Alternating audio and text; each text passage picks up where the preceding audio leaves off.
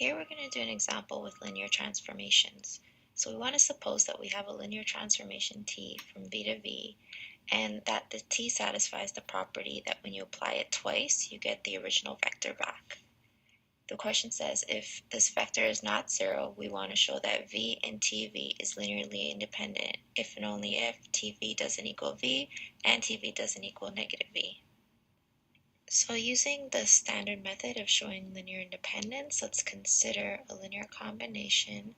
So AV plus B TV, and equate that to 0 where A and B are real numbers. And again, 0 is the 0 vector in V.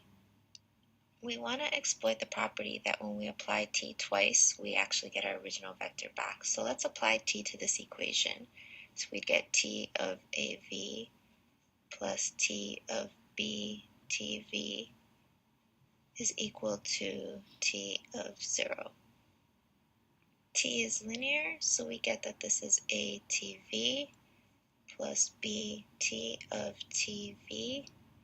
And again, since t is linear, t of 0 is just 0.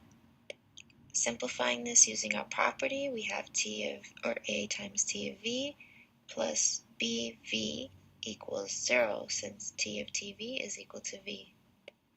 So notice that we have two equations that need to be satisfied.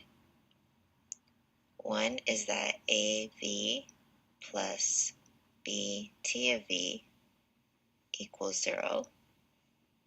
And the second is that AT of v plus BV is equal to 0. So we have the system of equations that we want to solve.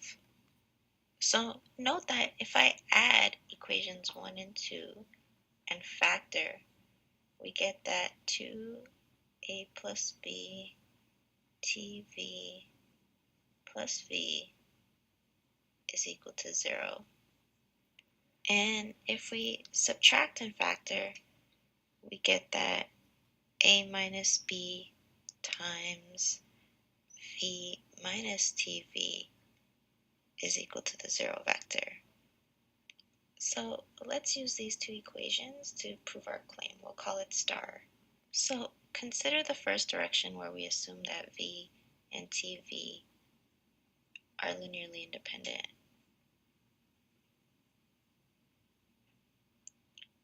If tv equals minus v, or if tv equals v, at most, equation star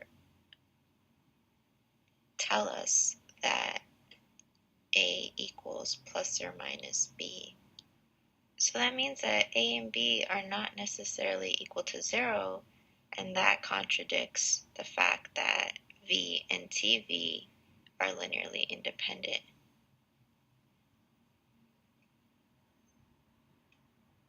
So for the first direction, if v and tv are linearly independent, then we necessarily need that tv does not equal v and tv does not equal negative v. For the second direction, we're going to assume that tv does not equal plus or minus v.